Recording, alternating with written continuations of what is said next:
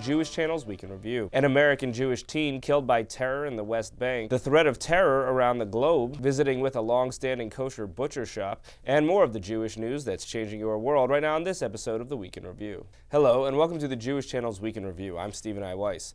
The situation in Israel and Palestine is hitting home for Americans after the death of 18-year-old Ezra Schwartz, an American who'd been studying at a West Bank yeshiva on his gap year. Schwartz was killed alongside an Israeli and a Palestinian by a terrorist who shot and killed all three of them, and then sought to kill more by ramming his car into civilians. Schwartz was killed while volunteering to deliver food to Israeli soldiers in the area. Though many have already been killed or wounded in the round of stabbings, shootings, and other attacks taking place over the past couple of months, the resonance of an American citizen's death led to a particular outpouring of grief from American Jews and statements of solidarity from the American public. The administration of President Barack Obama addressed the attacks in response to questions during a press briefing on Friday. About the death of Ezra Schwartz, an American citizen from Massachusetts who was murdered in a terrorist attack on Thursday while in Israel to pursue his studies. Again, we extend our deepest condolences to the victim's family, friends, and community, as well as the family and friends of the 4 other people killed in yesterday's tragic events. The Secretary is also concerned about the 5 other American citizens who were victims of the attacks and wishes each of them a full and complete recovery. We continue to condemn in the strongest possible terms these outrageous terrorist attacks. These tragic incidents underscore the importance of taking affirmative steps to restore calm. Schwartz, who hailed from the Boston area town of Sharon, Massachusetts, and graduated from the Maimonides School, will be memorialized at a home game of the New England Patriots football team on Sunday with a moment of silence. The Patriots are owned by a prominent Jewish philanthropist, Robert Kraft. Rutgers University, where Schwartz was planning to attend college next fall, lowered its flag to half-mast in recognition of Schwartz's passing on Monday. The threat of terror was also felt directly here in the U.S. this week when a prominent synagogue was evacuated in response to what police were calling a potential bomb threat. The Jewish Center sits at the heart of the Upper West Side of Manhattan, New York, and is a prominent address in the annals of Jewish history. The building, which houses preschool and other activities during weekdays, was evacuated Monday morning by the New York Police Department, who investigated the threat and the area. Helicopters could be seen overhead. Several hours later, NYPD gave the all clear and business resumed as usual. No injuries or suspects were reported as we went to air. In Brussels, Belgium, meanwhile, all synagogues were advised to close over the weekend amid a larger alert in Belgium generally due to fears of additional terror attacks after a Belgian national was involved in the recent Paris terror attacks. And in Argentina, where a 1994 bombing of a Jewish center killed 85 and injured hundreds, the newly elected president has said he'll pursue the cancellation of an agreement with Iran to jointly investigate the attack. Mauricio Macri will take office in December after beating the chosen successor of past president Cristina Fernández de Kirchner, whose history of handling the investigation and the Jewish community have been frequently called into question by global Jewish leadership. In his first press conference after being elected, Macri declared, "We will propose to the Congress to cancel the pact with Iran as we promised in the campaign." Moving on, as millions of American Jews celebrate Thanksgiving, Meredith Ganzman checks in with what is believed to be the oldest kosher butcher shop in all of New York City. Meet the oldest kosher butcher shop in New York City. Fisher Brothers and Leslie opened on the Upper West Side in 1949, and where once there were thousands of shops in the New York area, today Fisher Brothers and Leslie is one of only a handful of kosher butcher shops in Manhattan. The Fisher brothers were Morris and Louis Fisher, who opened the doors to the business in 1949. Leslie was Leslie Niederman, a Holocaust survivor, who joined them in the business shortly after. Today, the business is run by Niederman's son, Steve Niederman, and son-in-law Paul Whitman, the vice president and partner in the butchery. Trained as a biochemist, Whitman married into the business. I was preparing my resume and helping out here, and I never finished it. To pass on and preserve the art of butchering, Fisher Brothers and Leslie recently hosted a butchering seminar for kosher food bloggers. But you can see how this is a very intricate process using a boning knife to work around each bone. Also fundamental to butchering is a very sharp knife, and you can test the sharpness by shaving a piece of paper along the knife.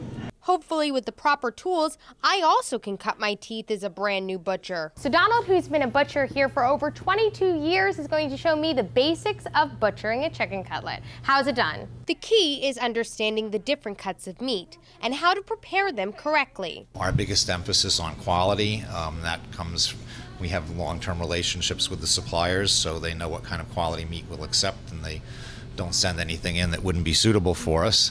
However, over the years, sourcing that kosher meat has become more difficult. Now a lot of the wholesalers have, over the years, gone out of business. We're trying to work to get new sources of meat, but there are only a few reliable sources of high-quality kosher meat at this point. To maintain the quality, Fisher Brothers and Leslie continues to custom cut and kosher the meat in-house. It used to be in the early days we would kosher a lot of the meat in the store. Now a lot of, particularly if you go to supermarkets, a lot of meat is pre-koshered. We still kosher most of the meat here, which is the deveining it, trabeling, and soaking and salting the meat. This allows us to have better control over the quality of the meat and the freshness. And so, when in doubt about butchering at home, I would say get the butcher to do it for you. For the Jewish Channel, I'm Meredith Ganzman. Thank you, Meredith. Finally, this week on Up Close, what does it take to make an artist? This week, we're speaking with a biographer of one of the most famous artists of the 20th century, and one young woman who is working her way up in the field in the middle of her career. Andy Warhol is a name only slightly better known than his iconic pictures of subjects ranging from Campbell's soup cans to Marilyn Monroe. But as he was crafting art, he was crafting himself as an artist. Deborah Davis explores that development in The Trip, Andy Warhol's plastic fantastic cross-country adventure. And then Molly Crabapple has a story to tell about what it's taken to get to this point in her career, with a number of successful independent shows and projects, some awards won, and a perch as a contributing editor at Weiss. Her memoir is Drawing Blood. Here are some of the highlights of my interview with Deborah Davis. We hear a lot about how Andy Warhol changed art, but a lot of what you're exploring is not only how Andy Warhol created new art, but how he created himself as an artist. Andy created everything. It's very funny because when I started writing this book or started researching it, I didn't have a clear sense of how important he really was. But it turned out that all roads lead to Andy. And it's very funny to talk to young people today because they say he invented Instagram, he invented the selfie, he invented celebrity magazines with interview, independent film.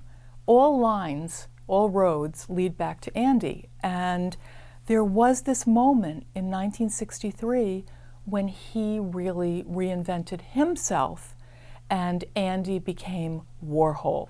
And so what is that trajectory that takes us from an era earlier in the century where you were still seeing art of major subjects drawn with relative realism into the art of Andy Warhol? 1963, the birth of everything. You know, even sex was invented in 1963. Nobody had sex before 1963. Or at least it seems that way if you look at the culture. First of all, these artists who really were born at this time, born creatively, were very, very skilled. And sometimes it looks as if they're just, you know, copying, or I can paint a Campbell's soup can. Andy especially was such a fine draftsman and really, really understood the art of art. It just looks easy and looks different from what came before it. But they were all, actually, the pop artists, really incredible draftsmen and had amazing talent. And they created this movement that was a reflection of all of the excitement that was in the world around them and all of the things that were brand new. A large part of this book is this trip that he then takes, where his first exhibit is going to happen in Los Angeles with these Campbell soup cans that he's created. And somebody's offered to basically say, all right, I'm going to take all of this, I'm going to fill up the whole gallery. What makes this trip, this road trip that he takes to Los Angeles, so important for understanding him, for understanding art that would come in the latter part of the century? Well, he actually missed the first show, the Campbell Soup Can show. He couldn't get out to LA for that. That was in '62. But then in '63, the same gallerist, Irving Blum, offered him another show, this time of Elizabeth Taylor and Elvis Presley. And he happened to connect Andy with the actor Dennis Hopper. And Dennis Hopper said, come to LA and I'll throw you a real movie star party. Andy put those dots together, and it was a gallery showing and a party with movie stars. I'm getting there. At the same time, he didn't want to fly. He wanted to drive. He had never driven cross country, and he had the sense that he really wanted to see America. It would be quick, but he would be able to see.